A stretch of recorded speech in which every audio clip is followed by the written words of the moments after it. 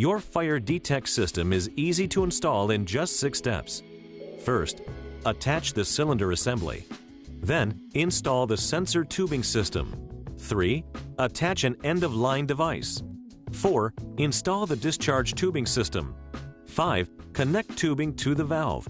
And finally, pressurize the sensor tube and arm the system.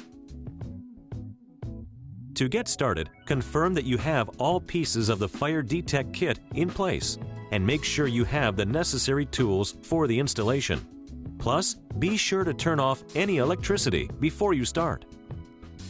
Begin by mounting the cylinder bracket between hip and eye level on either side of the electrical cabinet or on an immediately adjacent wall.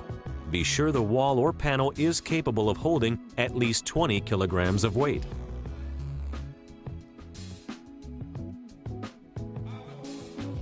Next, insert the charged cylinder valve assembly into the bracket and tighten the bands.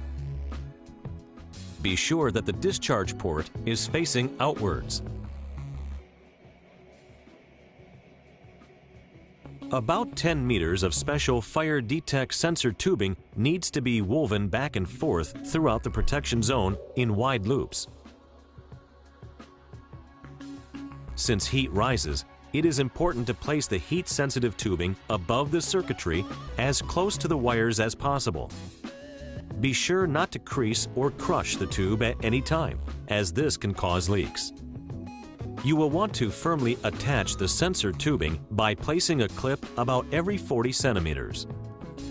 Install the end-of-line device out of the way, yet someplace you can reach easily when pressurizing the tube and reading the pressure gauge.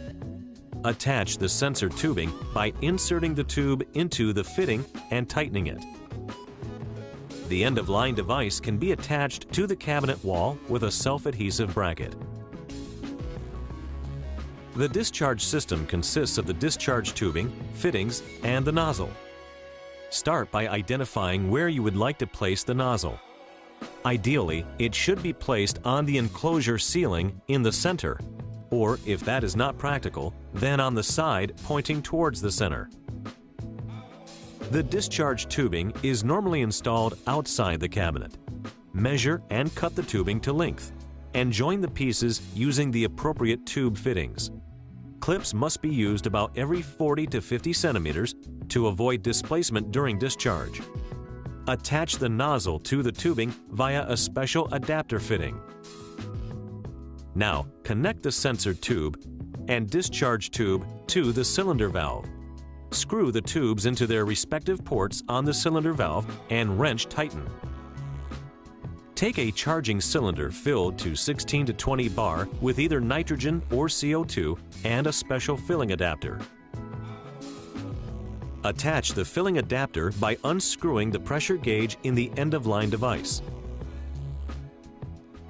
Connect the charging cylinder to the filling adapter and open the valve.